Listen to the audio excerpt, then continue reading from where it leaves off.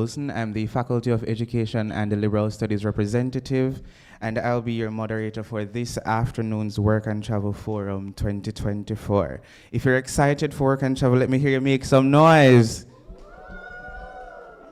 No man. If you're excited to go on Work and Travel, let me hear you make some noise. All right, that's getting there. It's not there, but we're getting there. All right, so Miss Marion Brown, Vice President and Registrar, Miss Dorset Gabidon Pottinger, Assistant Registrar Student Services, Mr. Rick Darby, Students Union President in his absence, members from the Ministry of Labor and Social Security, members from the U.S. Embassy, staff, work and travel agencies, and students, a pleasant good afternoon again. All right, okay, we're getting there. All right, so to kick things off, we'll invite Assistant Registrar Student Services, Mrs. Dorset Gabidon Pottinger, to open in prayer. Make some noise for Mrs. Pottinger.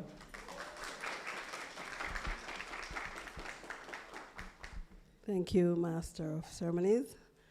And my job is easy to pray, so I can just adopt all the greetings, all the introductions a while ago. So at UTech, we like to kick things off with prayer, so let us pray. Our Lord and our God, we give you thanks for the University of Technology, Jamaica. We give you thanks for the Work and Travel program. We give you thanks, Lord, for the students at the University of Technology, Jamaica, and all our partners. We give this meeting to you, this forum to you. Lord, you know the importance of this initiative, this Work and Travel program, and we ask you, Lord, to bless it, bless the proceedings this afternoon. Give our students clarity, give our partners clarity. Lord, we thank you for this opportunity, and we thank you that your name will be glorified. We thank you that we will get to even a greater place with Work and Travel, that we will have even more students, going on this program, being exposed to different cultures. We give you thanks, Lord, that all will go well in this afternoon's proceedings. We thank you for the movie that the students will stay, and the movie traffic that we'll be watching. Lord, we thank you, Lord Jesus, that our students will have interest in it and it will be a blessing to them. We give you thanks for everything. Anything that I didn't list, we still give you thanks, Lord Jesus. In your name we pray. Amen. Thank you, Mrs. Pottinger. So, this year's forum is guided by the theme, Reviewing Best Practices of the J1 Work and Travel Program for a Rewarding Student Experience. Now, for those, it's your first time and you want to go on Work and Travel, let me see, raise a hand. Oh, so majority of the room. For those who have been on the program before, let me see, raise a hand.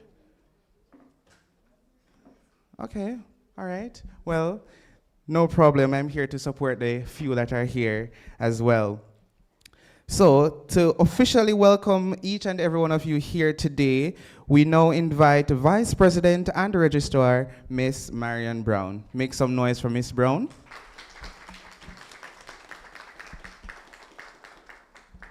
Thank you. Thank you so much. It is my pleasure to be here. And I want to thank Mr. Wilson, is his name, Mr. Omari Wilson, our moderator. And I just want to acknowledge the persons who are here who made this happen. So let me acknowledge Mr. Andrew Covton, the Vice Consul, United States Embassy, Ms. Twanda Parks, Non-Immigrant Visa Unit, Mr. Mara Douglas, also from the United States Embassy, Mr. Claude Ferron from the Ministry of Labor. Thank you all for being here. And also I want to acknowledge Ms. Sharina Smith. Welcome. Senior Compliance Officer in the Ministry of Labor and Social Security. And I want to now acknowledge Mrs. Dorset Gabidon Pottinger, who gives oversight to the division, the section of the division who made this possible. Mrs. Charmaine Lewis, our career and placement officer sitting over there. Thank you so much. And Mr. Rick Darby, who I expect to be here later. And representatives of the Work and Travel Agency, where are you? Agencies, yes, welcome. Other specially invited guests, and of course, you, our students, welcome. Now, I bring greetings on behalf of the management and staff, led by our president, Dr. Kevin Brown, and our acting deputy president, Professor Shermaine Barrett, at this, our Career and Placement Work and Travel Forum. And as I said, I really commend Mrs. Lewis and Mrs. Pottinger for putting this together. This forum marks the fourth in a series held over recent years, building on the long-standing tradition of the Student Work and Travel program at this, our university. And so we've been having this work and travel since 2005, quite a long time. And we at UTech Jamaica, we wholeheartedly endorse this initiative because it brings great benefit to you, our students. And so why is it important to us? The Students Work and Travel program, facilitated through the Division of Student Services, provides students with an unparalleled opportunity to engage in the international experiences. It is not merely about travel, it is about immersing yourselves into another culture, sharing our traditions and forming meaningful connections with peers from around the world. Now, to ensure our students are well protected while engaging with overseas employment agencies, we at the university, we have established what we call a work and travel policy. And this policy outlines our goals, our expectations, and the responsibilities of all stakeholders involved in this program. Of course, we know it's a cultural exchange program. It facilitates networking, and you, our students, benefit through that. And of course, we want to speak about our partnership with the United States Embassy. This has been a very critical partnership through the J1 program for work and travel. Your support from the embassy has really been phenomenal, and we are really grateful, and we thank you for continuing with this initiative with our university. We also partner with the registered work and travel agencies. And I want to thank you all, those of you who are here, who continue to represent yourselves with our students in a very legal way. Now, in terms of the Ministry of Labor, I want to also acknowledge the Ministry of Labor. We want to acknowledge that your guidance has been invaluable to our students as they navigate their options for overseas employment. Thank you all for taking the time to share the essential information, especially as it relates to compliance to work abroad. Now, the theme of this year's forum is My Work and Travel Experiences, reviewing best practices for student success. We anticipate an engaging forum today that will delve into the procedures that are necessary, the benefits, and important considerations related to the program, including the do's and the don'ts. And of course, this program allows students to work and travel for up to 4 months. Is that the case? Yes? During the summer vacation period each year. We also, as Mrs. Pottinger said in her prayer, invite you to stay on and to join us for the special screening of the film Trafficked following our forum. And so I just want to use this opportunity again to thank you all for being here and that we will have an exciting and engaging time. Thank you so much.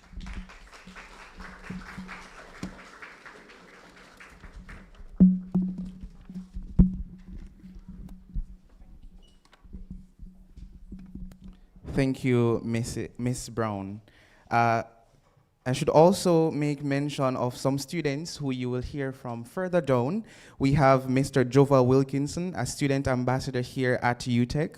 We also have Mr. Shamir Martin, UTEC Students Union Council Vice President, Public Relations, Mr. DeMarco Farquharson, School of Engineering representative, and there are two other persons who will be arriving later, but you will be hearing from those persons further down in our proceedings. Are you excited to hear about the visa now?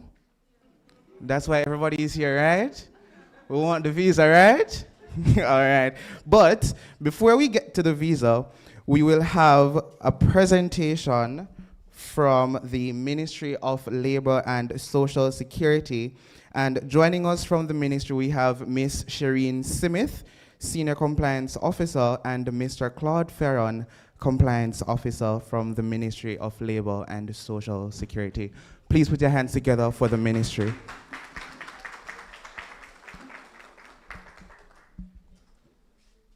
Good afternoon, students. Good afternoon, students. Good afternoon, everyone. Yes, so my name is Claude Ferron, as was said, and I'm from the Employment Agencies Unit of the Ministry of Labor and Security. I'm almost sure everyone here must have heard about the Ministry of Labor before. Am I correct? I also assume that everyone must have heard about the Employment Agencies Unit as well. No? Okay, well, we are here to shed a little light as to what the employment agencies is all about.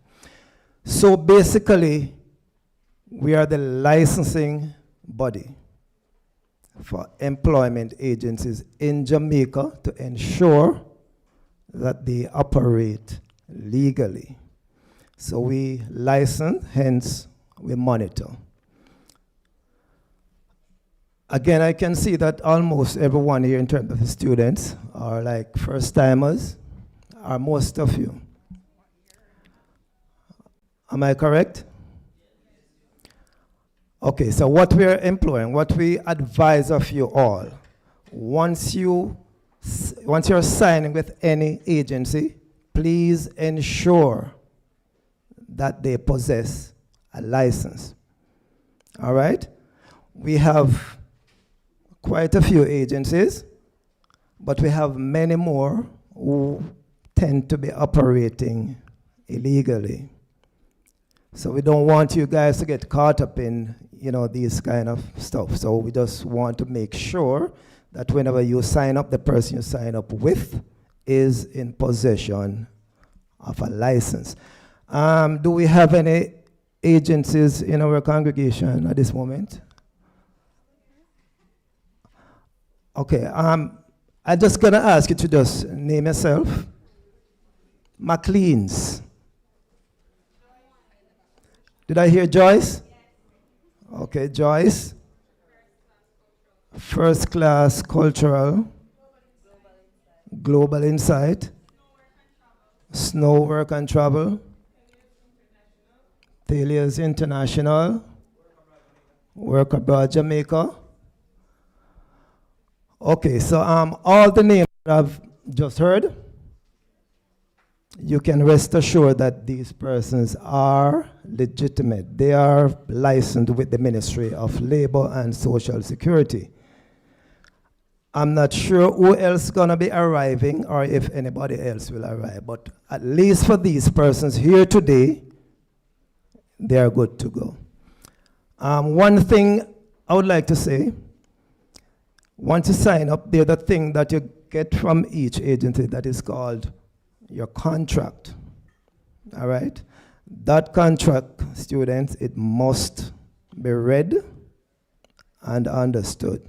And we're imploring that you do that. All right? Last but not least, before I ask Ms. Smith to say something, I well, you guys, you are all ambassadors and you know that. All right? And we just want to ask you to just treat the program likewise. Thank you. Thanks. Good afternoon again. My mouth sort of different from the mic. All right. Welcome, everyone. I do not have much to say because Mr. Ferran has covered all the points. But one thing I'm going to ask, when you go overseas, we have too many stories. And I am a follower of TikTok, so I monitor on TikTok, right? We have too many bad stories. I'm going to ask that when you go overseas, you represent your country. And when I say represent, I mean represent in the best manner in which you can, right? We don't want the sad stories coming out. We get all of them. As he says, we're here to monitor, so we get all of them. And I won't be repeating all the sad stories today. Matter of fact, I won't be repeating because most of us are on TikTok. And we hear all the sad stories, right? We have returnees here.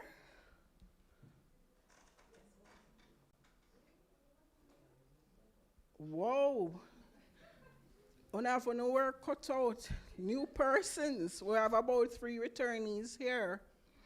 I won't ask them to shed any light on anything because it's there, so I guess they'll come up and they'll talk, tell their side of the story, right? And as Mr. Ferran said, if you have any disputes with the employment agencies, we're always there for you. We're there for both parties. We don't want to be biased. That's why we have to hear both sides of the stories. Right? We're always here for you, and at the end, I will be handing out pamphlets and brochures. And I like to give students my personal number, because I handle it much better, and my email as well. Even though we have them on there, I reach out to you, and I sort of calm everything that way. Right? So nobody won't have to go to the police. You won't have to go to the courts. We don't want it to reach there. All right? So have a great summer next year. And for the new persons, represent, because you're many, and I'm sure there are more. Only have 3 persons here that are returnees. So do your best. Enjoy. I see the movie up there. Traffic. Please stay and watch that movie. Please stay and watch the movie. Don't run away left it. Because guess what? We get traffic as well. Let me talk about last year. Students went up last year. And when they went up, they didn't have anybody to pick them up. Right? So we had several students stranded. And the contracts were take about the contracts, right? The contracts were canceled. And I won't name out anybody. We are not here for that today. But I'm telling you guys, be careful. And as Mr. Ferran says, please read your contracts. Because the first thing I'm going to ask, what did your contract say? Read your contracts before you sign. We don't like to read, but we ought to read, all right? Okay.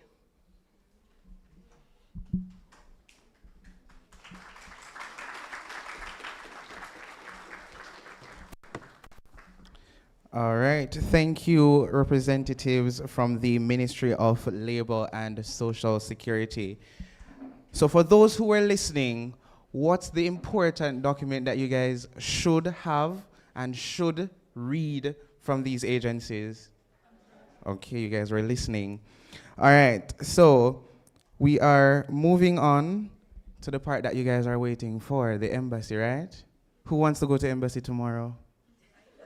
Oh, no, want to travel? Me ready to. Who wants to go to the embassy tomorrow? 6 o'clock, right? That is it. All right. So, the acting deputy president, Professor Shermaine Barrett, she was in a while ago, but she stepped out. When she comes back, I will formally acknowledge her presence. But in the meantime, I now invite the members or the representatives from the U.S. Embassy to come and make their presentation.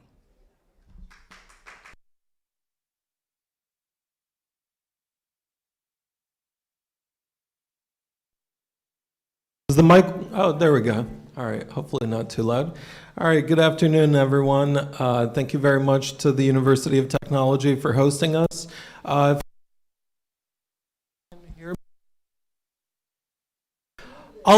Okay, there we go. If everyone can hear me, we have our slides here. They're going to be showing the slides up here. So we'll be sitting here and talking through the material, just so that it's easier and you don't have all three of us standing over there at the podium. Now, we're going to start with, thank you very much. And I'm going to ask everyone to take a look at this email here as well as the website. Write that down. Kingston NIV stands for Kingston Non-Immigrant Visas at state.gov. You can also write down the email address kingstonfpu at state.gov. That's the Kingston Fraud Prevention Unit. You can also write down the website that's jerrymary.usembassy.gov. That is the official website of the U.S. Embassy. Your two main sources for all visa-related information are travel.state.gov and jm.usembassy.gov. Okay, so we're here to talk to you all about summer work and a subtype of the it looks like the mic is cutting in and out, so I'll try to speak loud so even if mic's not working, everyone can hear me. So we would all love for you to come to the U.S. Embassy. Maybe not tomorrow at 6 a.m. You do actually have to make an appointment, and we do make a hard effort to keep those wait times low, but it's not quite as low where you can just come in the next morning at 6 a.m. That said, hopefully after this presentation, you'll have all the information or at least the resources you need so you know how to kick off the process to do the J1 summer work travel. Can you hear me? All right, perfect. So let's jump in. All of us can read what's on the slide. This is what we're going to cover through the presentation today. What is the program about? Who qualifies? Which jobs are you able to do during the program? How long can you work in the summer? How does someone apply for it? And then how do you make sure that you do so safely and compliantly during the program? So, who is the J1 Summer Work Travel Program for? In short, it's for university students, and specifically full-time university students. While it's admirable that some of you may be part-time doing evening classes, weekend classes, this program is specifically for full-time students, and we do check that. We ask that you bring a document showing your status as a full-time student, and we sometimes go back to the university and check with them to make sure that's the case. The purpose of the program is to spend your summer in the U.S., to contribute to seasonal work in the U.S., and to experience U.S. culture. It gives you some pocket change after a couple months during your summer break, and it gives you the opportunity to put something on your resume when you're building your resume towards the end of your university career. When I was 14, I worked at McDonald's crew for 2 years. Was it the best job I ever did? Maybe not, but I'm happy that I had something to show on my resume, and it helped to have some pocket change to go out to the movies, go on dates, hang out with my friends.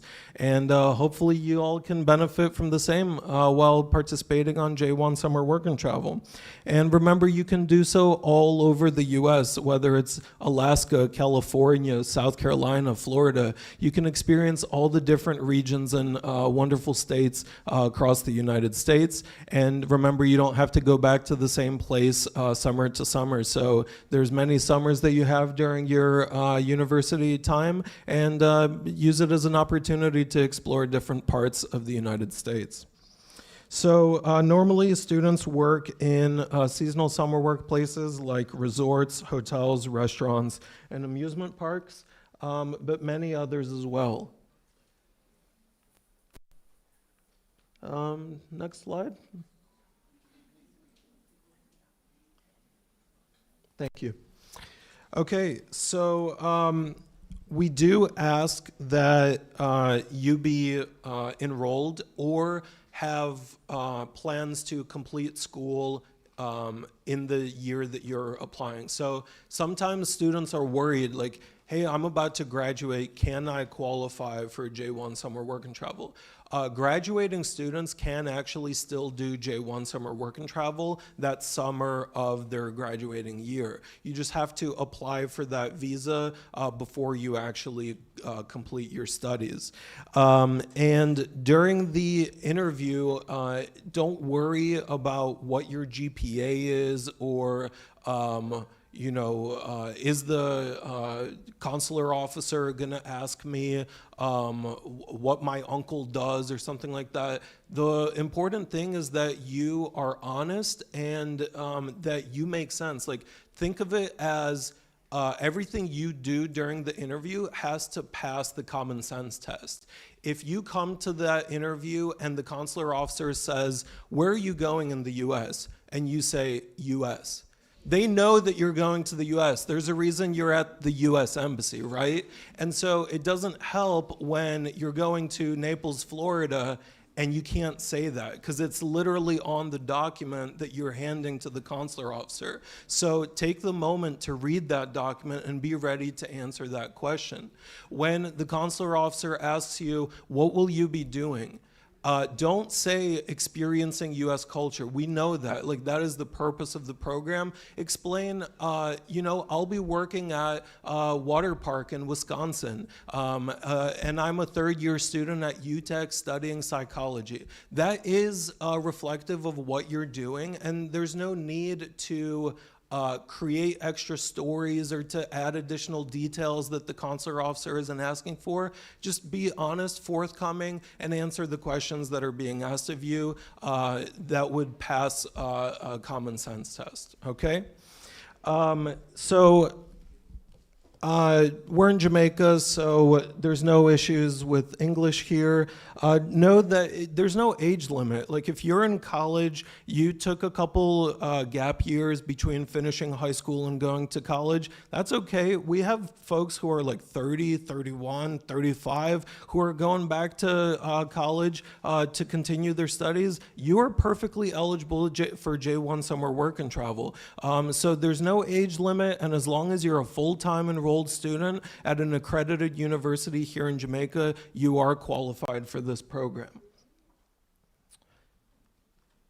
Okay, so the process for applying: you contact a U.S. sponsor, you get issued a Form DS 2019, and then you make an appointment interview at the U.S. Embassy. To create that appointment interview, you'll go on jm.usembassy.gov, and you'll go to the non-immigrant visa section, okay? Because the J1 Summer Work and Travel program is a non-immigrant visa. You're going temporarily to the U.S., and you're coming back. You'll be able to make an appointment there, and for those folks who have already done the J1 summer work and travel visa or who have had previous U.S. visas that are still valid or have been valid in the last 4 years, make sure that you select the drop-down option that says visa renewal, okay? Because for most renewals, not all, but for most renewals, you don't actually have to come into the embassy for an interview. You've already been interviewed, and you just have to submit your passport along with the other required documents at the Document Service Center up on Old Hope Road. So then we also want to remind folks, because we did have an issue this past year, if there's a document that you're waiting on from the university, like a status letter or a transcript, go ahead and make the appointment at the U.S. Embassy. And even if you don't have a document ready when you come in for your interview, it's okay, because you'll check the box on the interview process, and then you can submit whatever document the consular officer asks you for that you don't have by mail later. The last thing we want you to do is to wait and not schedule the appointment until you get that document, and then you might actually miss the start date for your employment. We really don't want to do that. We really don't want you to have to book a ticket last minute because of something like that. So please, once you have an arranged contract and DS 2019 form, make that interview online at the U.S. Embassy, and we're always happy to interview you to get that out of the way during the process. Okay, so what is a U.S. sponsor? It's a State Department designated program. It's a employer that arranges for seasonal work by students in the U.S. And you can find out more information by visiting this website. I saw some folks were taking photos. Feel free to take a photo if you want, if that helps you remember it. And the U.S. Embassy and the U.S. government doesn't endorse any particular sponsor. So we don't have any recommendations. There's not one that's better than the other. So do your own research and make the prudent decision. So there's all kinds of jobs that you can do. You just need to make sure that it's seasonal and that it involves interactions with people. The reason this program exists, it is to have interactions between Jamaicans and other nationalities and Americans.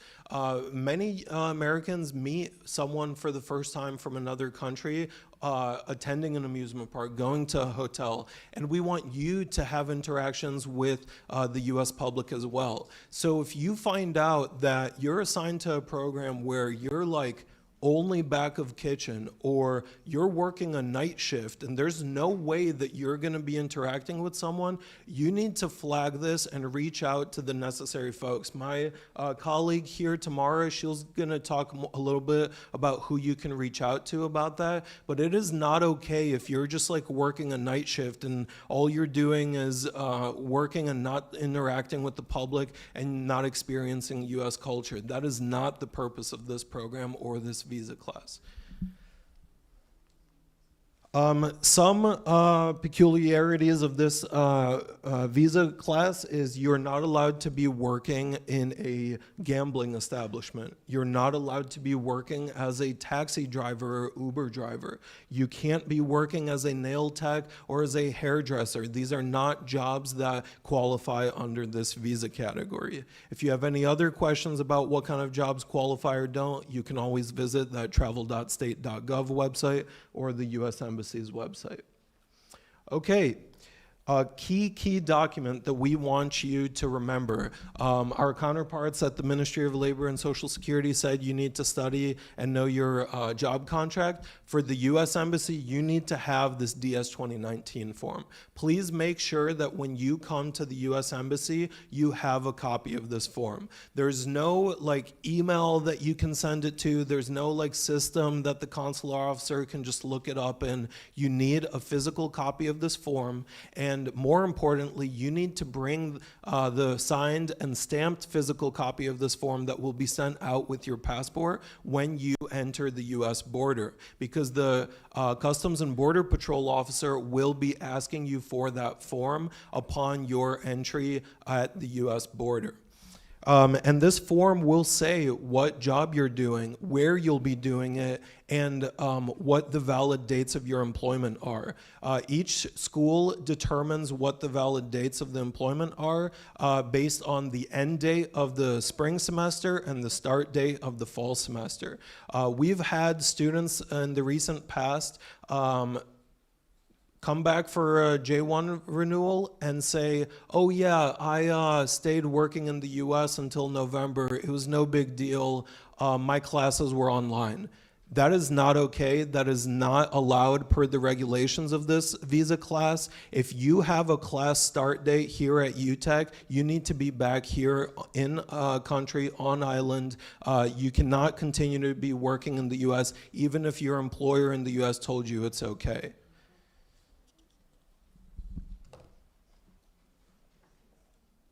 Okay, so this is a simple graphic that walks you through how to go through this process.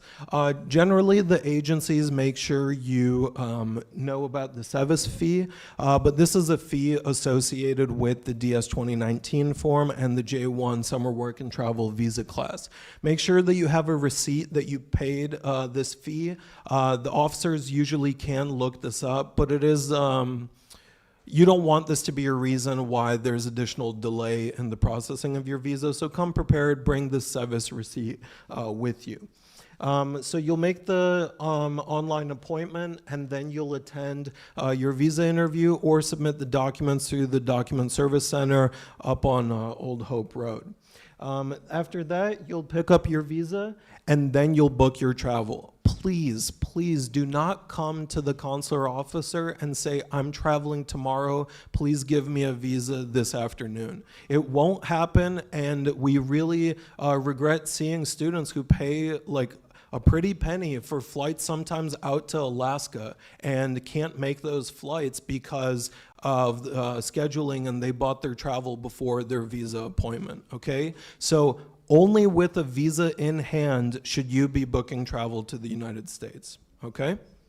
And then we want you to enjoy your time and have a great time in the US with other Americans, with other foreign nationals from other countries, with other Jamaicans, and exploring US culture. So, what should you bring? Make sure that you have a valid passport. Sometimes you might have traveled like a year ago, you thought everything was fine, and then your appointment time comes around and oops, you realize that your passport expired a day ago. We're the US Embassy, we're not PICA, so we can't issue you a new valid passport. And so then you need to go to PICA to get that new passport before the US Embassy can take any action. Make sure you have the DS-160 form. That's just the online appointment application. Recent passport size photos. So don't reuse the passport photos that you have from your tourist visa from 6 years ago. I know it seems easy. You don't want to go to the pharmacy or wherever to get your photo done. Your visa will get delayed because you will be told to bring a new photo, okay? Don't take the easy route. Follow these instructions. Make sure you bring a passport size photo from the last 6 months. And then we want you to have proof of your full-time status as a student. That can either be a status letter from university, your transcript, as well as proof of medical insurance, which is required for the program. And then during the interview, I'm not going to talk too much about this because we basically covered most of it, but yeah, just be honest, tell the truth. If you know you stayed for 5 months in the US before, Don't tell us that you went for only 2 weeks. We know, and there's no reason to say something else. If there was a good reason for what you were doing in the U.S., explain it. And you're building credibility with the U.S. Embassy. You're building credibility with that officer who's interviewing you. The more honest and forthcoming you are, the more likely you will be to get this visa. Okay. All right, so we covered the renewal process. If folks who've already done the J1 program want to take a photo quickly just to make sure you don't forget anything, otherwise we'll move on to the next slide.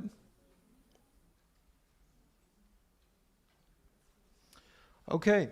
How long can you stay in the U.S.? Well, we said it's frankly covered by what's on your DS 2019 form, which is informed by your school's study period. But we also want you to be aware that your employment start and end date isn't prescriptive to your time in the U.S. Per the U.S. federal regulations, you are allowed to be in the U.S. up to 30 days before your employment start date and up to 30 days after your employment end date. Now, remember, if school ends April 30th and your employment date starts May 10th, you can't be in the U.S. from April 10th, okay? Because school is still going on. You can't just leave school early to hang out in the U.S. for 30 days before your employment starts. And similarly, if your employment ends August 20th, school starts September 1st, you can't be hanging out in the U.S. until September 20th. That is a violation of the visa requirements and of federal regulations, okay? Then we often have questions like, is there a minimum GPA? If I failed an exam, does that mean I can't qualify for this visa? No, the US government doesn't judge what's a good GPA, what's a bad GPA. The US government isn't making normative judgments of, oh, you failed biology, okay, so you can't have a summer work and travel visa. That's not the case. However, you do need to be able to present yourself as a credible, bona fide, full-time student at the institution that you claim to be studying at. If you are taking 12 credit hours and you failed 9 out of them, and you want to be working in the summer in the US, it does put into question, are you really a bona fide full-time student at your institution? And will you be returning to your home country after working in the US during the summer? So again, as I said, a common sense test. If you're not sure, you can always talk to one of the agencies. You can always submit questions to the Kingston NIV unit through our Visa Navigator tool through the US Embassy website. We're not going to answer questions of will you get a visa or not depending on what your GPA is or depending on whether you failed or passed certain classes, but we will send you the regulations and then you can make your own decision of whether you should pursue a visa application, okay? And at this point, I'll turn over to my colleague, Tamara, who will be speaking about fraud prevention. Okay, good afternoon, everyone. As usual, as I always say, fraud prevention is not the most interesting part of the presentation from the U.S. Embassy. Everyone just wants to know they get their visa. But I am glad both my colleague and the Ministry of Labor has emphasized honesty and treating yourself as an ambassador for your country. And it starts here. So we always say to you, come honestly. And you have heard the officers say, just be honest.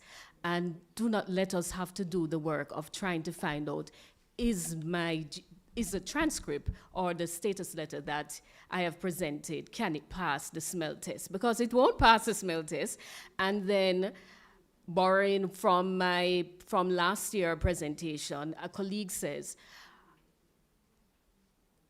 when you commit or anything that you do fraudulent, it has a face, which is your face. It has a name, which is your name, and it has a date of birth. It tags to you, and if you do not get through on this occasion, to go on the summer work and travel. Say, for example, you have graduated and you have an employment that takes you traveling. It comes back. It comes back and it tags with your name forever. That is with us. So we say to you, just come honestly and prepare yourself. What I'm also happy that has come through is information. Information is key. So we say to you that when you are there at the window, know your contract inside out.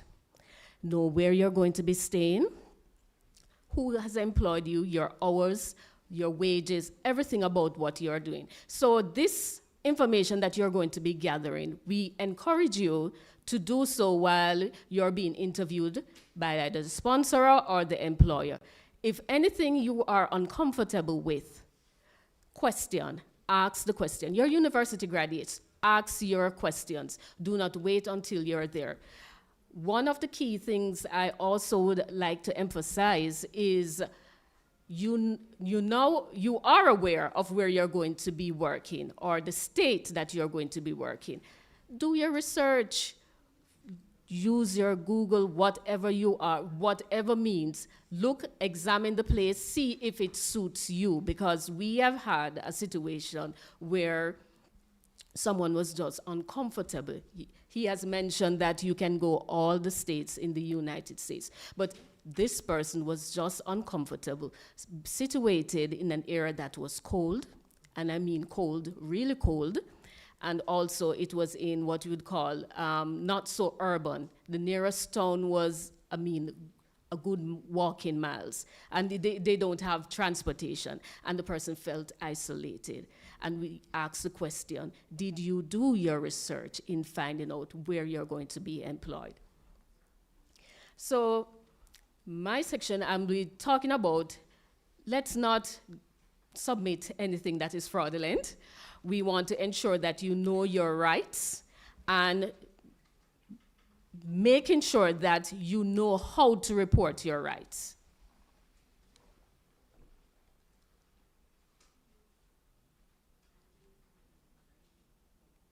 Okay, it's not working. On the DS-160, let us just start there.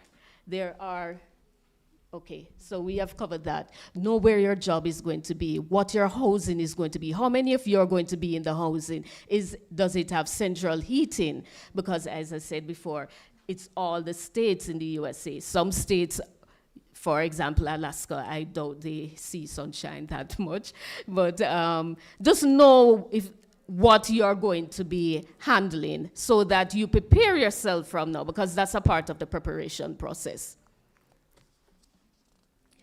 On your DS-160, we are asking, please, provide accurate information, and it is your information. So when it comes, even although as many few hands that went up, and the new applicants, we ask that you do not place the telephone number for the agent who is assisting you in completing the form.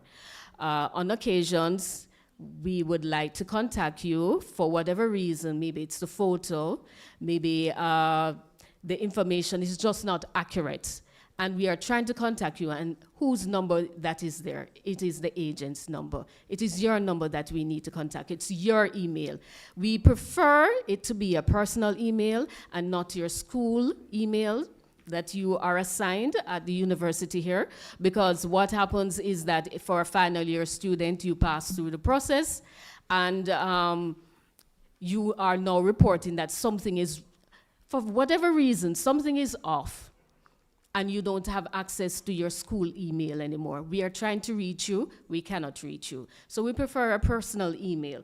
We say that the persons that you provide as your emergency contacts and sponsors, make sure that the person know that it's you, that you have placed their information on this DS-160. Persons at times are not comfortable. They're scared. They say they don't want the U.S. Embassy to know their name, the number, and all of that. At times, too, students tend to use administrators here whether here at UTech or whichever university. And when we call them, they said, oh, but I can't say, I can't recall this person's name, because they handle a lot of students. So inform the person whom you are going to, their names and their numbers that you're going to be providing on the DS-160. Okay, here we are now at what we're saying. Do not tamper with your transcripts. Do not provide fraudulent signatures of the authorizing persons who stamp seal these transcripts, or please do not do it. And there are times as we look at the transcript, we don't even have to say, UTech, can you tell us if this transcript is wrong? We see it, that it is wrong. And it tallies with you. And when we interview, we find out, oh, it's not me, it's just a friend who said, or it's an agent. And it's not a licensed agent, furthermore. It's someone that they met on the internet. I'll be shortly talking about that. Oh, here we are at there. So we encourage, use the Ministry of Labor website to double check if this person is legit.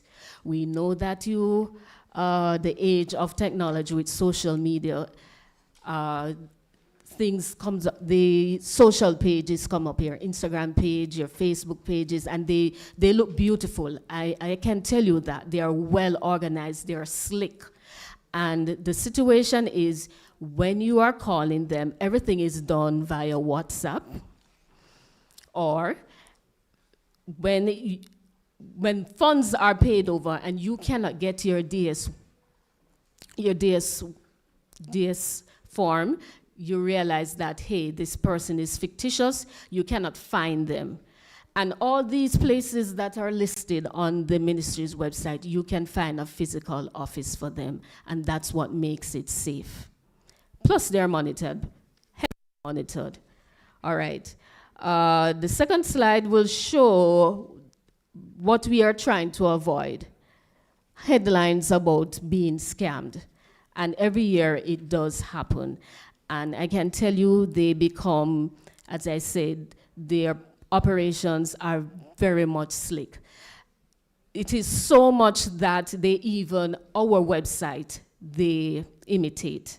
And so therefore we urge you to be very careful when you're saying that, okay, I want to find the information on the United States Embassy. Be careful of what domain comes up. Our domain always ends with .gov to find the information. So be very careful. Persons have reached out to us afterwards to say, I've paid my visa fee, I've paid all the fees, and yet there's still demand for more. When we do our investigation, we realize that they were not on the US Embassy website. And these websites tends to populate before our genuine website, yes, because to show you how frequently persons actually go on them rather than ours. So be very careful. And that's just a clip saying, showing you about the appointment system, how our page should look. So if you're not seeing a page looking like this, stop, ask the question, even write to us as you have given the email addresses. We will provide you with the link so that you can go and complete your transaction. Okay, the talk was about being a good ambassador, and it is so much true. Each year we do get in on the news headlines and so forth, and we want to really desist from this. So these are the list of things that I'm really truly hoping that no UTech student will be caught, right? So we are saying that, remember, there is a drinking age, do not drink and drive. The chief, and I'm going to name the next pointers, are the ones that are the worrisome ones. Never open a bank account for anyone. Do not share your personal information. And also, may I just digress to say, these web pages, the Instagram, the TikToks, the Facebooks, and so forth, they are getting your personal information.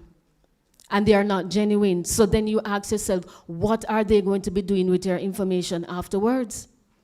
So we say now, never lend out your personal information, never accept wire transfer, because we do have students who get caught up in the whole scamming world. And I must say to you, I must emphasize, do not even think. If it is too good to be true. Someone says to you, I'm going to give you this just for you to do this, and it seems so simple. It is not simple, okay? So I would say to you, do not accept packages. Never accept mail. Don't do anything on behalf. Question yourself. Just ask yourself. Listen to the voice in your head, and if the voice in your head is not enough, call your parent. I know you don't like to call a parent, but call the parent and say, Mommy, something, but you know, feel good or so forth, and they will tell you, all right? So just continue being good ambassadors. All right, on our next slide, we would have pamphlets that you would get in your passports. In the past, it has been, our greeters have told us that it literally litters the courtyard. Persons just discard of it. It is an important document. I have said here before, it does not take up space in your suitcase, because when you're leaving, you're not leaving with the weight. It's when you're coming back with the weight. So slip it somewhere. But even we have gone further. We have developed cards that are small, the size of your, I would say, a credit card, that we are going to insert in each passport. It's a QR code, you can scan it. I know that most of us phones have the capability of scanning, so it makes it easier, it fits in the passport better. So you can't say you're going to leave it this time around, right? And in scanning it, it brings the same information that is in the pamphlet. And it tells you your rights. And I'm going to say to you, if something does not feel good, consult the pamphlet or the card, access the information. There are persons that are waiting on the toll-free number and also the email address that is given for specifically the J1 Summer Work and Travel, that you can drop a line and they give you a ticket. And you keep the ticket information because they're going to follow up. So writing us at the embassy is good because we can know the information, but we are here and you are there and we can't help you there. It's the lines that we have provided and the cards that we have provided with the information that is going to help you while you're there. Another situation that happened earlier this year is that when we get the calls or the information, persons do not document what they are going through. When we say, where's the evidence is needed, take the photos. If you have a situation with your sponsor, don't do it verbally. Please put it in writing. The information in the pamphlet gives guides as to how you go about if you have certain situations, who is it to be addressed. Also, on the Bridge USA, I would urge you also to become familiar with it. It tells you the steps. It has frequently asked questions. If I have a problem with my sponsor, who should I speak to? If I have a problem with my employer, who should I speak to? And these problems tend to come in for example, the hours that you work, the wages, and it all comes down to your contract. And you have heard before, read your contract, ask your questions, all right? But carrying this pamphlet with you and the card helps you along the way in documenting, and I urge you, document. And if you do not inform us, whether it be the U.S. Embassy or any State Department that is responsible, we can't know and we can't do the addressing, and this sponsor or this employer continues doing what they're doing because do not have the fear. The pamphlet speaks about fear. No one can cancel your visa. We have the department that is responsible. So let no one, the sponsor nor the employer, says, I can cancel your visa. There is a process. And trust me, it's not so simple. All right? So go through the process of reading your pamphlet, go on Bridge USA, get familiar with that page because it has a lot of guidance, a lot of videos of how to do things. Here is it. Oh yes, this is it. No one should hold on to your passport. Your name is in it. You are the holder. It was issued by the government of Jamaica to you. So do not have your friend having the passport. Do not send your passport through any services. It is always to be in your possession. And I think that wraps me up.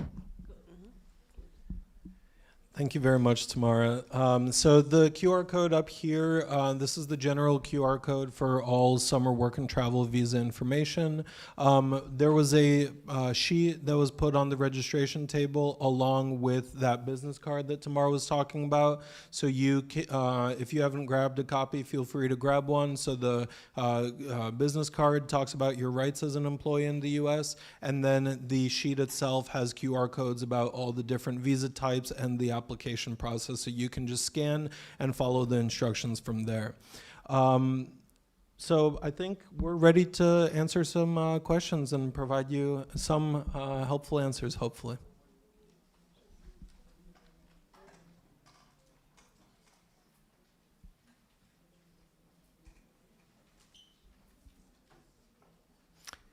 I think anyone who wants to, feel free to raise your hand or come up. Don't be shy.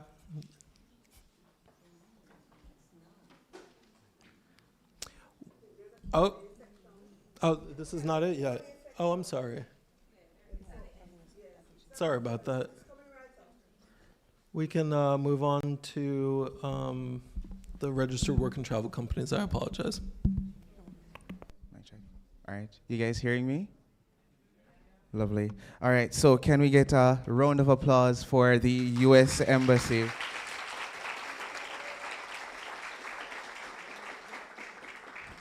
Thank you for the presentation.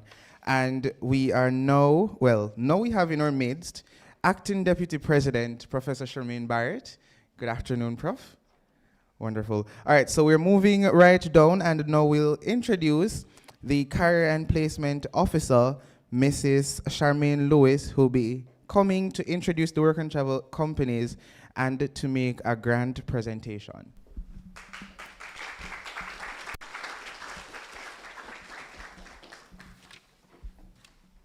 Good afternoon, everyone. So first, I'd like to say that the Career and Placement Unit takes this program very seriously. And so every year, round about July or so, we have a rigorous appraisal process with all the agencies. And we do that to make sure, you see them nodding their heads, we do that to make sure that they are doing well by you, all right? And so we ask them some very tough questions. Did you have any issues? How are you serving our students? What is in your contract? Is there any increase in your program fees, etc.? And I do it along with Ms. Smith. And so if there's any issue, we want you to let us know.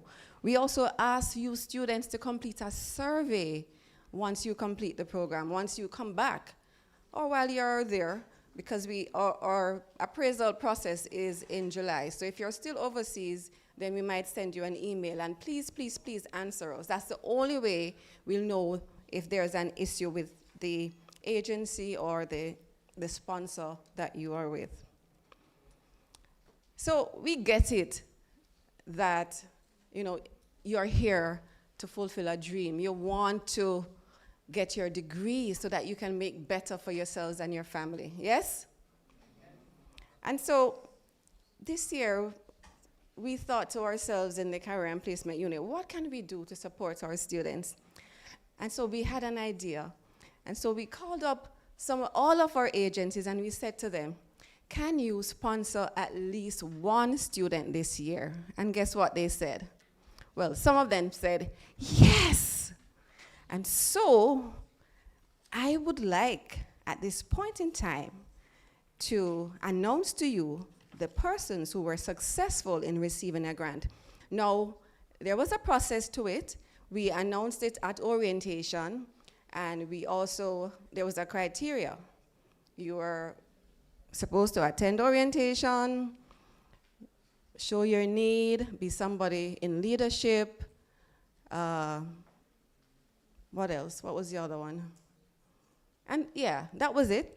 And so we called together the student union and the student welfare unit, and we formed a committee, and a selection was made by that committee. And so I'm happy to announce, and I'm going to ask Professor Barrett to make this announcement, that the first award is from Steep International. Professor Barrett, can you call the name of the person who was successful in receiving this award? Is Steep here? Okay, come on. See that as well. Okay. Good afternoon, everyone. So the award is being presented to Rayon Davis. Full program fee, including visa fee. Rayon is in the room. Is Rayon here? Okay, moving on. Prof? Okay. Okay, I think I'll get it right. Michaelia Matura. And this award is from Joyce. So Michaelia is in the room. And so she's getting half of the program fee paid for.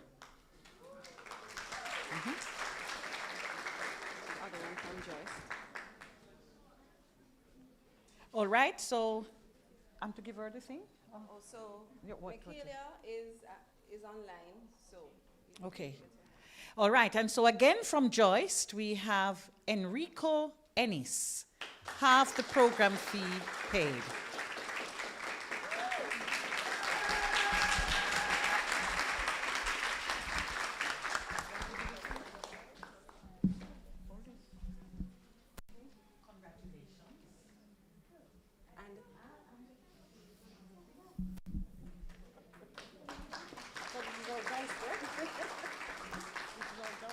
Yes. So I'm going to ask Steve just to come and do their 2 minutes, and afterwards Joyce.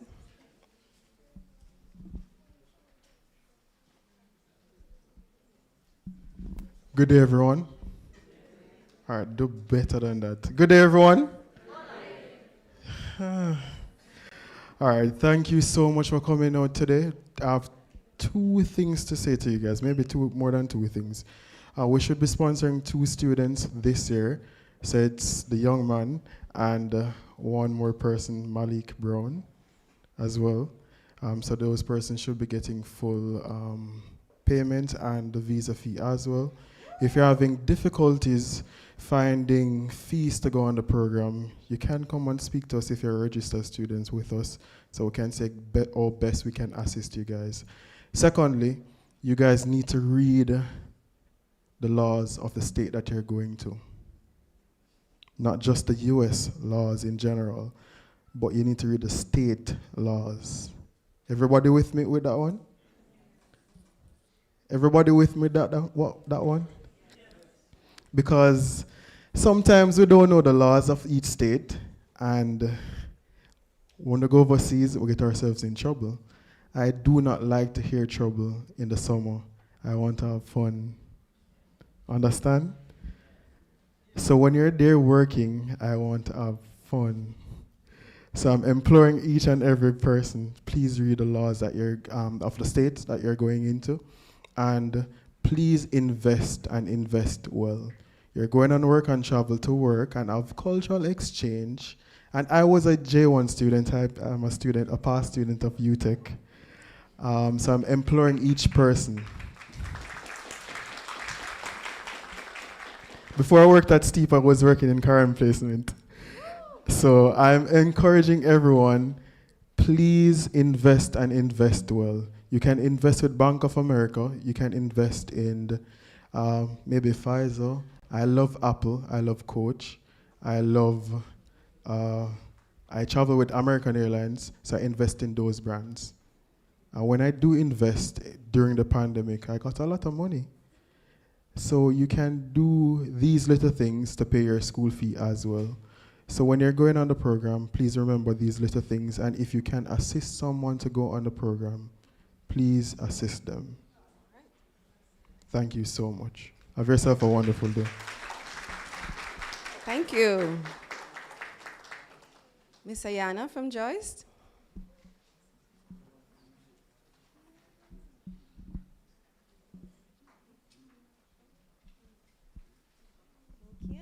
Hello, everyone. Hi, how are you guys doing? Everybody's doing good? Okay, so I'm Ayana from Joyce Youth Exchange. I'm the program coordinator we do different programs like the au pair program, internship, summer camp program, and of course the famous one, work and travel. So, as the embassy was talking about, we as your agency, we help you through the entire process. So a little bit about Joyce. We have been here for over 40 years. So we're celebrating 41 next year. So if you go home, some of you guys, you can go home and ask your parents about Joyce. Some of them will know, I'm telling you. So we have a lot of experience. You went with Joyce? See there? Sila.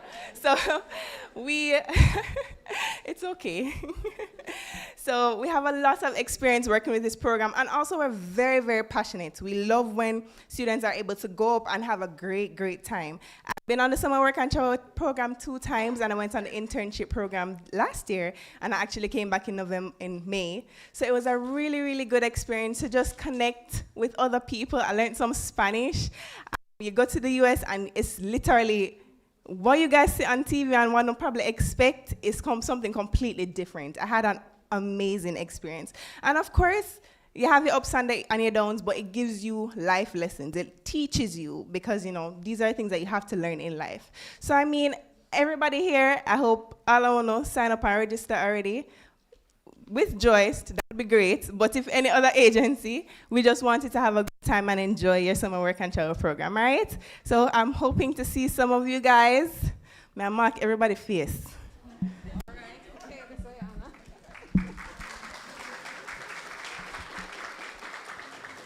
And I just want to add that just ensure that you register only with one of the 16 agencies on our website.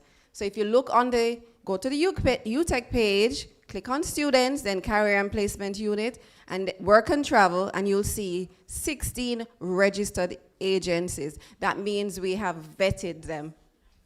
Licensed, thank you, Ms. Smith, licensed agencies.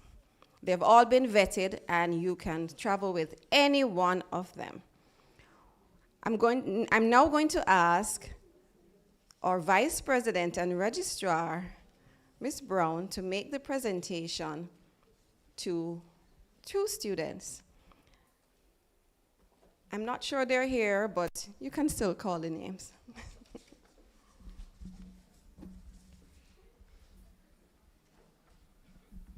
All right. So, by McLean's, presented to Daniel Townsend, who is not here, yes? She's here. Awesome. He's getting a tuition grant of $100,000 from Explore Your World, this person here.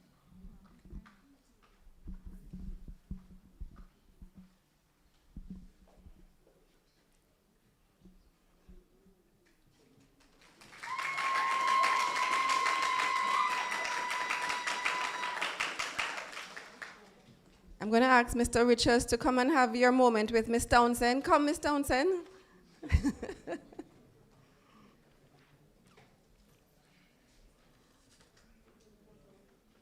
This is not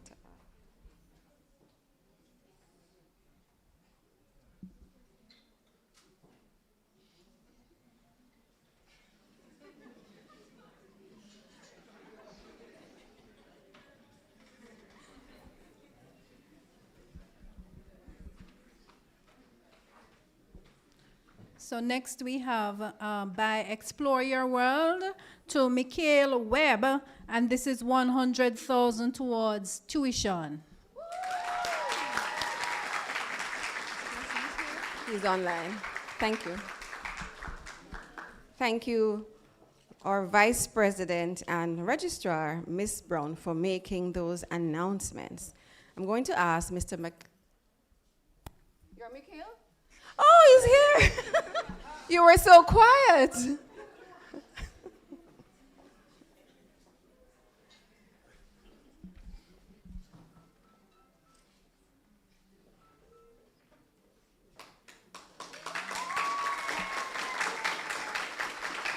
Is Explore Your World here? Explore Your World? Not here? Okay. All right. $100,000 towards tuition. Excellent. Thank you. Can you give our work and travel agents a big hand again, please?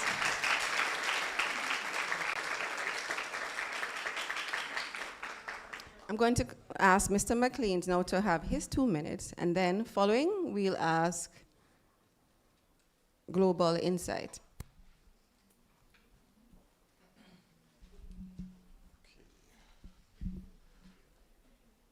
Good afternoon, everyone. Yes, so I am not Mr. McLean, which that's a mistake that happens quite often, to be honest. But my name is Johari Richards. Jay is fine. I am a past student of UTEC, and I'm also a past student of McLean's. I've actually been with McLean's for 3 years.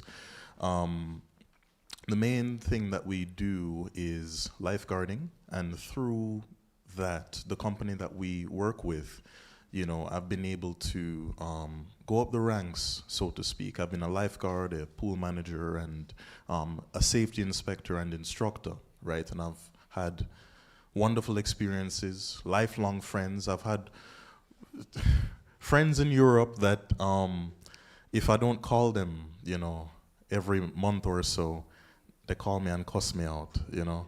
I had one friend who, she got married recently, right? And I was one of the first persons that she called. So you will make fantastic connections, right, with McLean's and definitely with other work and travel agencies as well. We've been around, we're one of the newer kids on the block, really. We've been around at least since 2021, you know, providing wonderful service to the students of UTEC and other universities throughout Jamaica, you know, ensuring that you guys have a wonderful summer experience. I want you guys to, as we've repeatedly stated, you know, throughout this forum thus far, you guys are ambassadors. You are representing Jamaica. You are representing UTEC. You are representing your families. You are representing yourselves, right? Of course, we want you guys to have fun. We want you guys to have a memorable experience, but put your best face forward, right? You never know who is watching or what opportunities can come your way. All right? Thank you, guys. Thank you. Where is Miss Global Insight? Okay. Who's Tanda Travels? Is Tanda here? Okay. And following Tanda, we'll have Sir First Class. Is First Class here? Okay.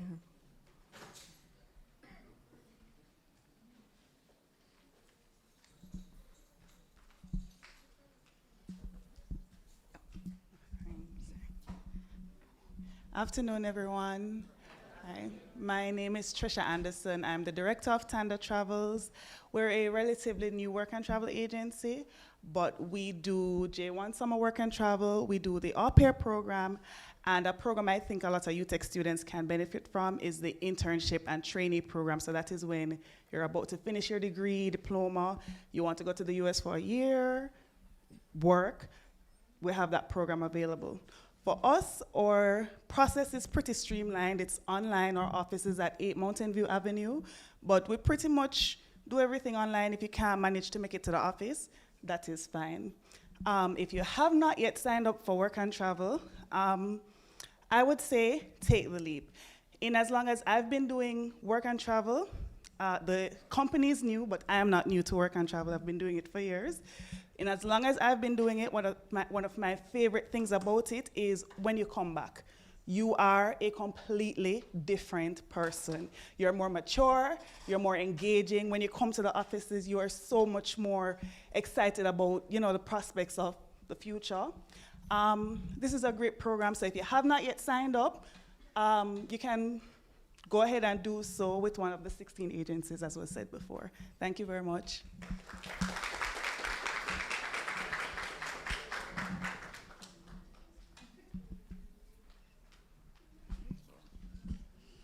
Hello. I'm not typically a presenter, right? But I did want to definitely talk about my agency today, which is the First Class Cultural Travel Experience. First class. Pretty much I had a whole thing laid out to say step by step, but I think everybody here already knows the entire process really, or of work and travel, like what it offers. You know, you get cultural experience, you get amazing like international work experience as well. It's a really good, like, life essential. It has a lot of benefits. It really does. And I would encourage everybody to go on it. But I mean, at the end of the day, everybody knows that, you know, everybody also provides that service, and the customer service that you get, learning lifelong skills, that's something that everybody offers as well. But with First Class, I kind of speak from a point of like personal experience as with other people and other agencies, because I went with First Class. This was always my agency. This is where I was with from day one, right? So them bringing me from that to now me being, I'm not crying, I'm just nervous. Me being at a point where I'm now working for the same agency that sent me up, and I'm now working for a US company that I went with, and that was all made possible through First Class as well, and just by the work and travel program on a whole, you know? So at the end of the day, First Class for me is not just an agency. Yeah, we provide affordable rates, all of that good stuff, amazing customer service, unmatched great, but it's really family. And I think that is really the important part about it. So definitely find somebody like that works for you, and definitely get that experience. It's really, really important to be connected with your agency, because they're going to take you through every step of the way. Okay?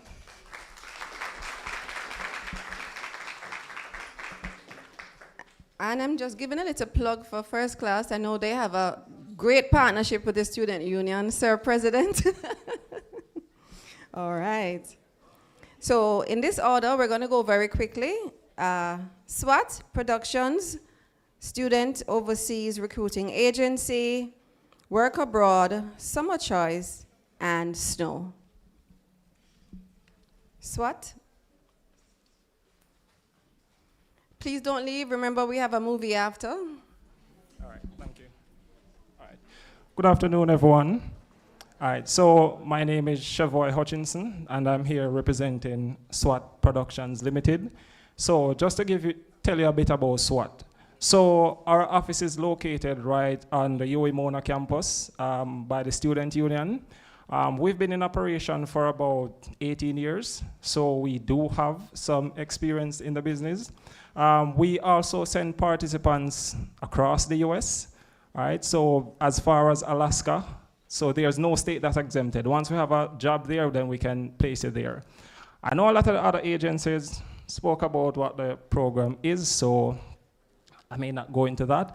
But as one thing I want to repeat that they all said before, it's a great experience, all right? I've been on the program myself. When you go on the program, we always have to reiterate this, it's a cultural exchange program. So it's a great way to make international friends, internationalize your resume. I still have friends from Turkey and Dominican Republic that I met while I was on the program. The program provides a lot of opportunities, not just internationally, but locally as well. Myself, as an example, I went on the program with SWAT to the Spirit Department. I'm currently working at SWAT as the head of the Spirit Department. So it creates a lot of opportunity.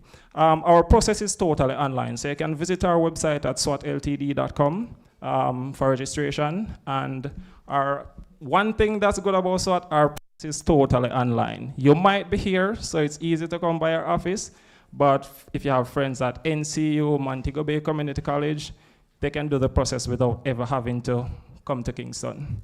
All right, thank you.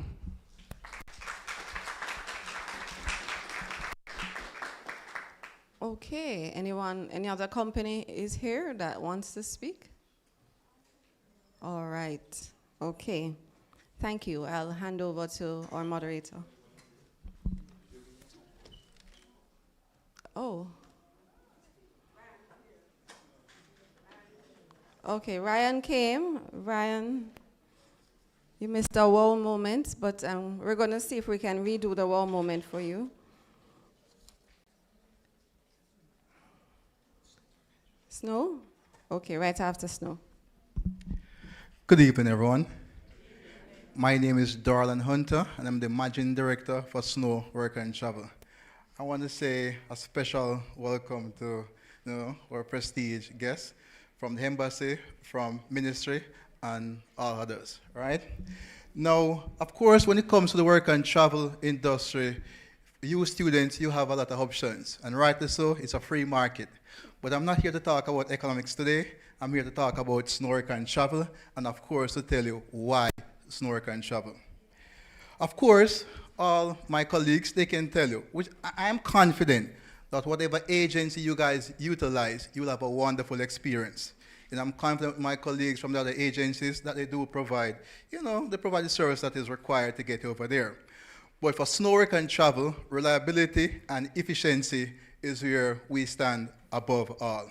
Of paramount importance, we pay keen attention to details. And of course, that translates to being efficient and ensuring that all the students are processed in a timely manner. We are located at 11 Melamac Avenue, Suite 303, that's in Crossroads, besides Azan Super Center.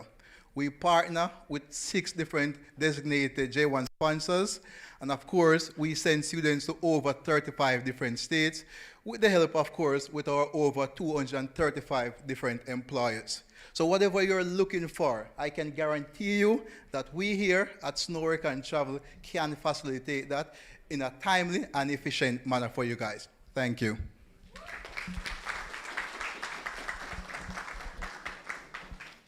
Okay, so I'll now invite our Deputy President, Professor Barrett, to once again make this presentation to Rayon Davis. Where is Rayon Davis? So he doesn't know what is happening, Prof, so. So, Rayon, you were successful in getting an award from Steep International, full program fee, including visa fee for student work and travel, okay?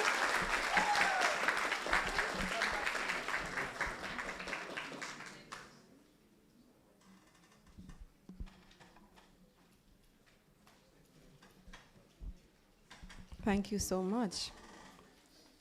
Now, we're a little bit short on time, and I do want you to stick around for the testimonials from those who have traveled on the program before. But right now, we're just going to take your questions quickly. Do you have any questions that you would like the embassy to answer before they leave? Yes.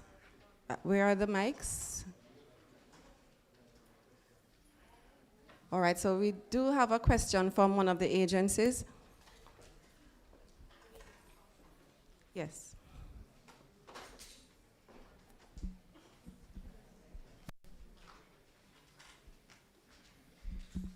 Okay, hi. I'm over my nerves now, but I had a quick question that I wrote throughout the presentation. I mean, on behalf of all the work and travel agencies that are currently here, and as well as First Class, I just want to thank the embassy for providing a lot of benefits, especially since COVID, like improvements in the system regarding interviews and the whole interview waiver. That has assisted us a lot, and especially for the students as well. it's also been such a transformative program as well, you know, for the entire Jamaica. I love that it's something that people can look forward to. Students that aren't even in university really look forward to going to university so that they have a chance to go on this program. So that's amazing as well. But my question really is there anything that we can do as agents to improve this program, to strengthen the program in Jamaica as well as the entire country? I appreciate that question. We always love having as many Jamaican students come to the U.S. as possible on this program. I think that the best thing that I can say is just a reiteration of what we said during our presentation. Make sure the students know where they're going. Make sure they know what they're doing.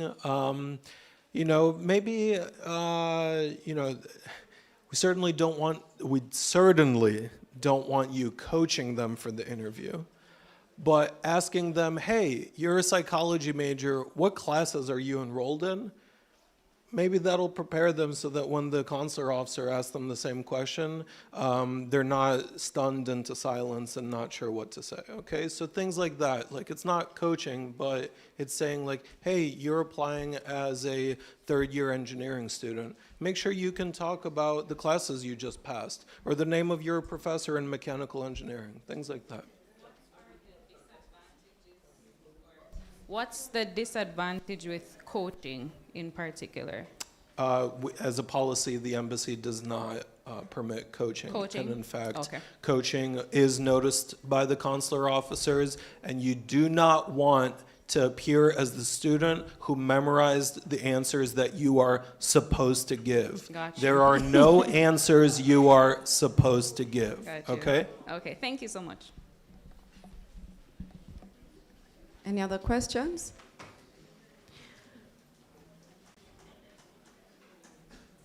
So I know from, I know from experience, having been to the embassy myself, that it is a nerve-wracking experience. Sometimes you know the answer to the question, but it's like your brain freezes. So sometimes I guess, we're hoping that the embassy will give some consideration to those factors. I haven't spoken much. I just wanted to add to that with, as consular officers, we are aware that it can be and it can feel intimidating when you're in front of one of us. We will give you, we have patience. We're not trying to make the experience unbearable or uncomfortable. We just want to make sure that you know what you're going to be doing. Like they said, read your contract. We want to make sure that you are fully aware of what you're going to the U.S. for, and we want you to be able to communicate that to us as comfortably as possible. And we'll give you a moment to calm down, but we need you to do your best before you even come to us. Whatever practice you need to do in order to calm yourself, please do that and communicate to us.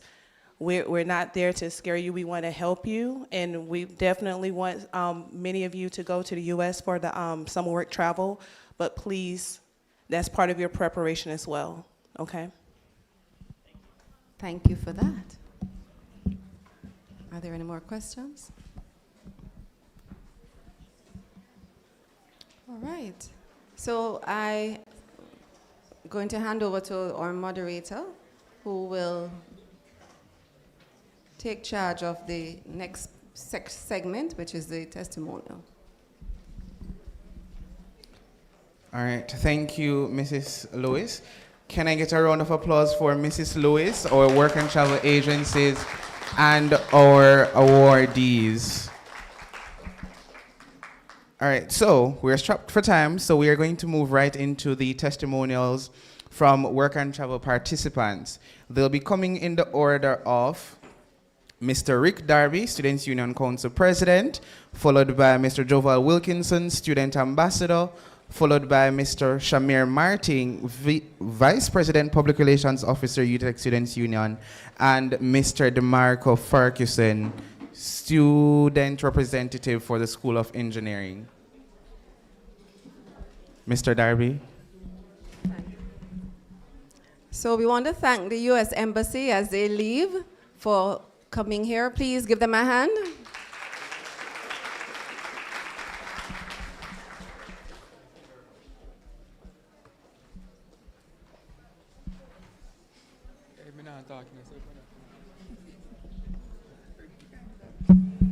Hi, good afternoon, everyone.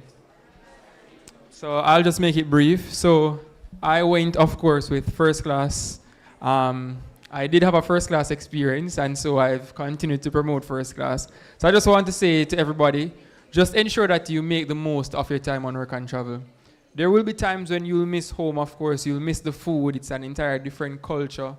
You'll be eating food and wondering, hey, where's the flavor here and whatnot. You'll travel miles just to get Jamaican food, but trust me, it is indeed an awesome experience. And that was my first time traveling, so it was a lot of new opportunities for me. First time going on a plane, coming off a plane, not knowing where to go, but they sent someone to pick me up. I got there. It opened a lot of doors for me because after leaving, at the end of my program, I became a lifeguard instructor. So I was able to certify other lifeguards, train some to swim, and so forth. So just make the most of your time while you're there. It will open a lot of doors for you.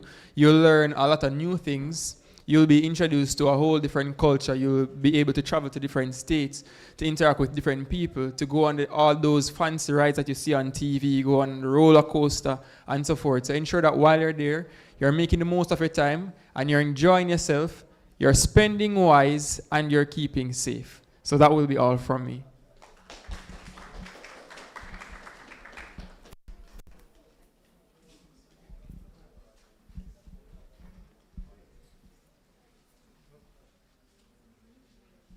Hi, good afternoon, everyone. So I'm Joval Wilkinson. I am a student ambassador here. I went with Steep for my program, and it was my first time traveling to the United States. And it was very nerve-wracking, going to the embassy and just trying to make sure I answer the questions correctly. But after I answered the first question and the person that was asking me the question decided to just nod his head in agreement with me, I started to calm down and I just answered the questions normally, got the visa, and I was off, right? One of the things I wish I had known before going on the program was how long it would take to get a social security number, because I was focused on getting a second job to make the money, but it didn't work out as well as I wanted because it took a while, but it was still a fun time. I was able to meet family that I had in the States I've never seen before. My brother was actually the one that picked me up from the airport and took me to where I needed to go. And I don't know, I guess I got infected with the traveling vibe. So I started to just travel when I had a day off because I realized it's so cheap to travel domestically in the States, like $30 to fly from state to state. So I was like, all right, gonna fly there, gonna fly there, gonna fly there. And so, yeah. As regards to where I was living in a apartment. There was 4 persons there. I was living in dorms. I was used to sharing my space with people, so that was pretty good. I met a lot of friends from the DR, from China, from Mongolia, from Turkey. I have people I still talk to right now as friends. Learned a lot, and yeah, overall it was a good experience for me. I took every moment that I wasn't working to go out and explore America, and I think you guys should go and just enjoy your time.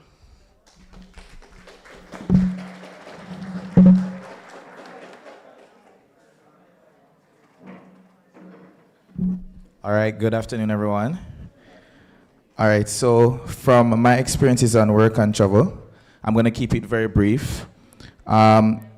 So going on the program, I've heard a lot of persons saying, oh, it's cultural exchange and you're going to have a lot of fun, so on and so forth. But the reality is, depending on what your goals are, when you decide to go on that program, will decide how you operate. When I went on to work and travel, I knew that I had to make my dorm fee. I knew that I had to make my tuition.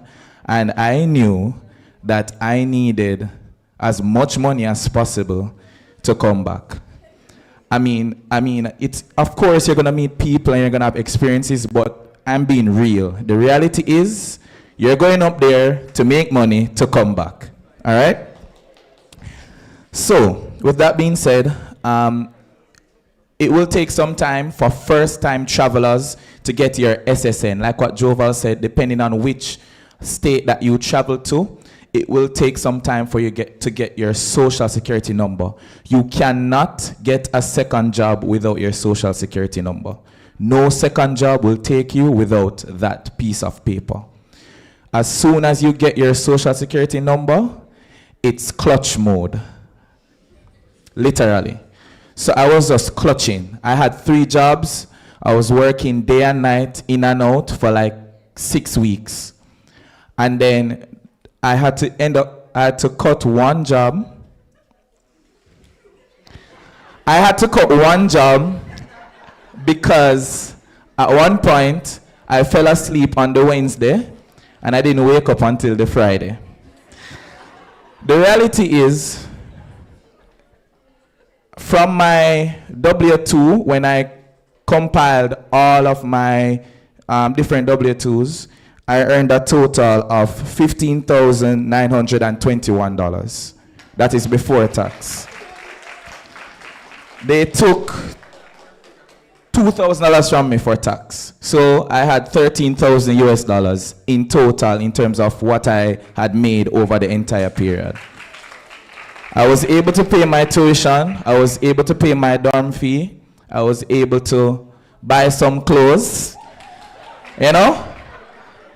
So that's the reality. And I'm not saying that when you go up, you have to do what I did. But the reality is, as Jamaicans, when we go up there, we want to make money. We want to make the best of the opportunity that we are given. So as soon as you get that social security number, try to get that second job. Not legally to get the third job, but yes, get your second job and try to make the best of the opportunity. Thank you.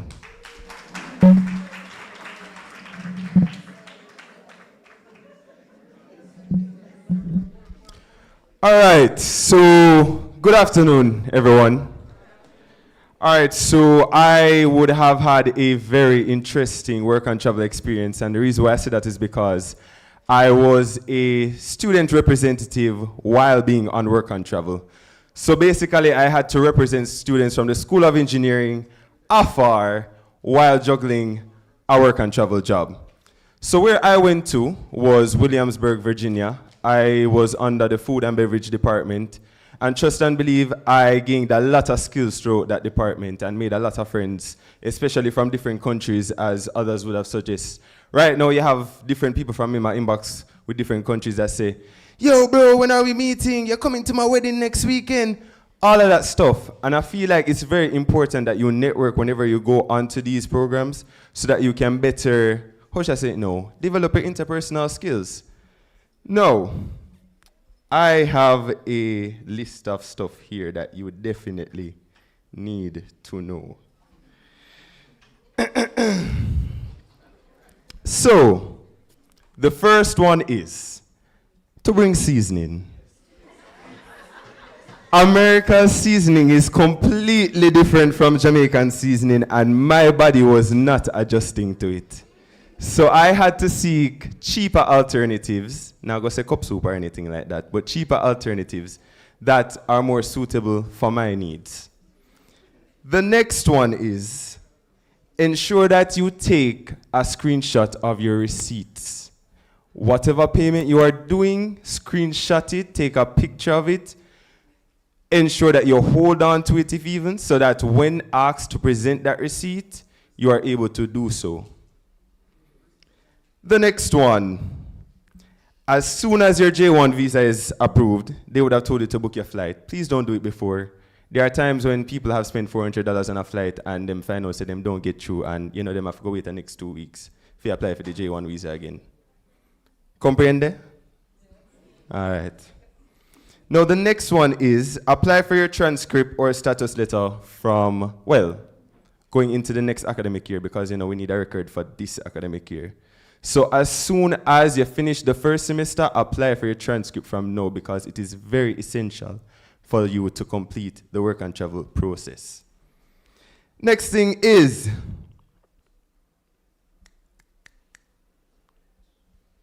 all right, check your emails very frequently.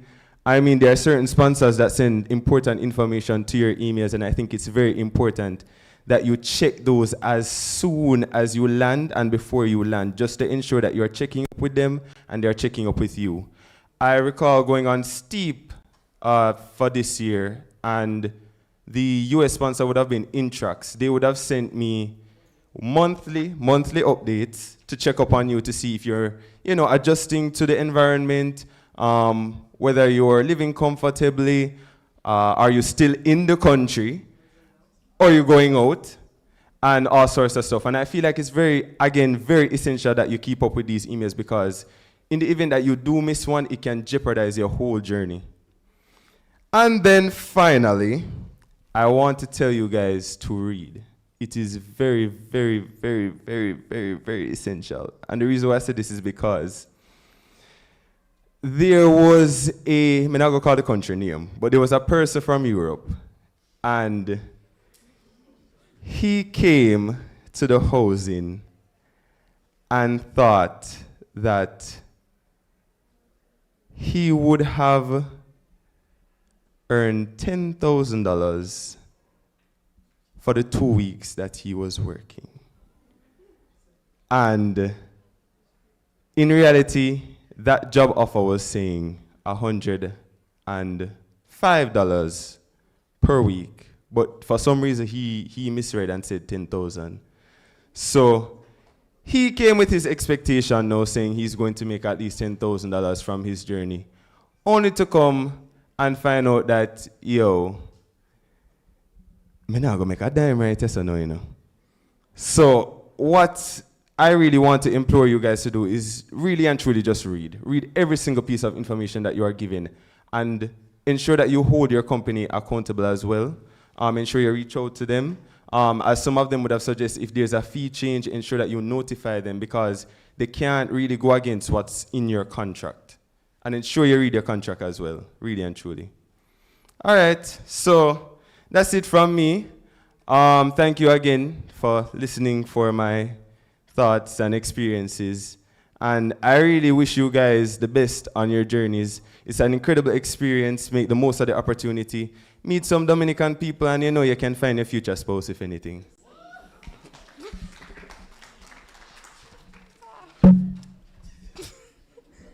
Good evening, everyone. My name is Danisha Wilson, and I'm a returning J1 student who participated in the work and travel program for the first time. So I've heard persons give their experience, so I'm just here to give mine. Regarding my experience, I wish I had known that things are not always as they seem. My expectations were very different from the reality.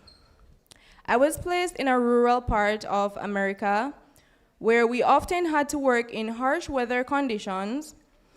The weather was unpredictable, with some days exceeding 70 degrees and others bringing heavy rain.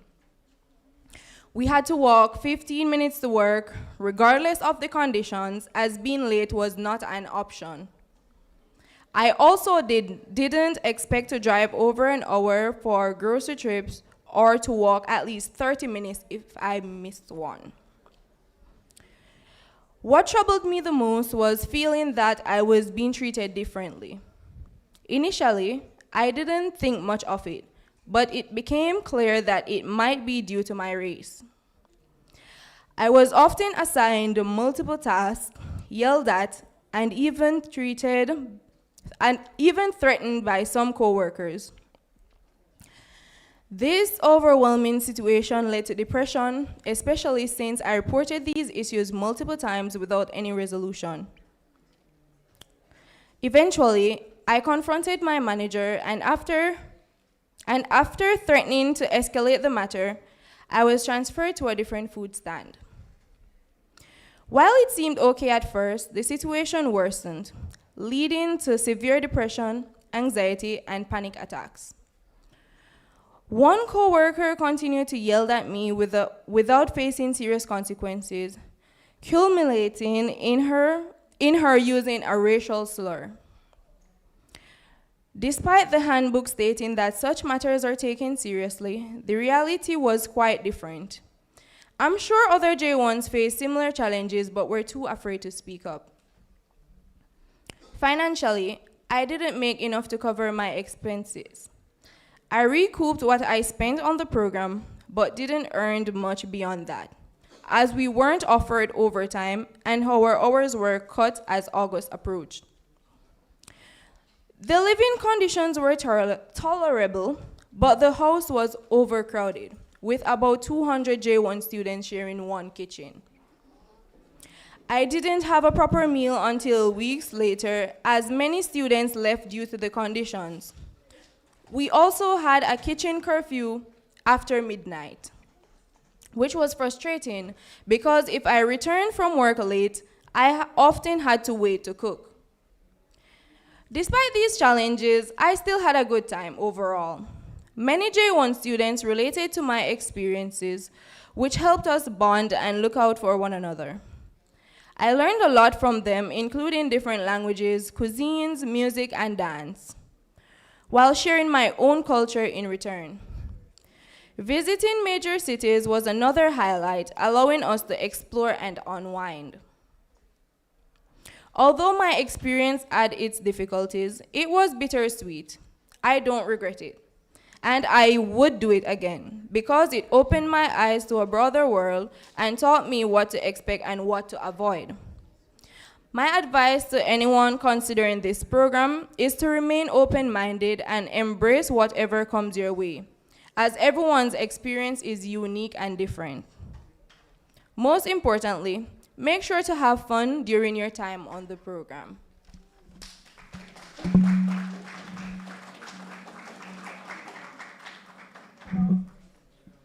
Just want to add a few cents. It's important. You heard from 5 of us, and the 5 of us had a totally different experience. So when you go on work and travel, each experience is going to be unique to you. Shamir stated he worked 3 jobs and he made to make his dorm fee and tuition. I only did 2 jobs and I sent back my tuition and my dorm fee from about July. And then I just start chill. I get 2 days off every week. I'm just going easy back. So everybody's experience is totally different and it's unique to you. And it's important that while you have your challenges, you enjoy the time that you're there. It takes a lot and you have to be mentally prepared because there are going to be times when you feel like, hey, I want to give up and I want to go home. But it's important that you remember why you're there. You focus, you save a lot, and you make new friends. I had a totally different experience from all of them because I was traveling to different states to go to parties and all of that. As I say, tuition make already, dorm fee make and send back to Jamaica, and I just go on blocks.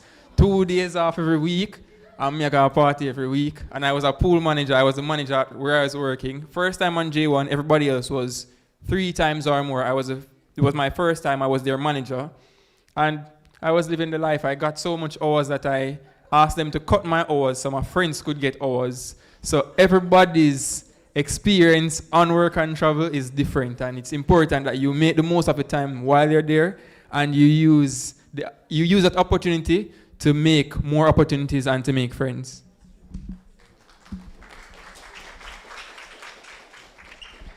All right, so thank you to all our participants. I hope none of the stories scared anybody, but yeah.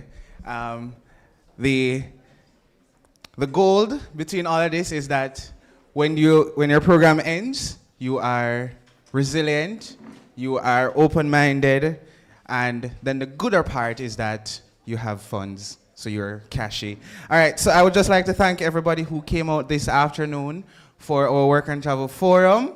But don't leave, because we have the career and placement staging of the film Trafficked, which will be shown thereafter. It was indeed a pleasure to be your moderator for this afternoon. Thank you.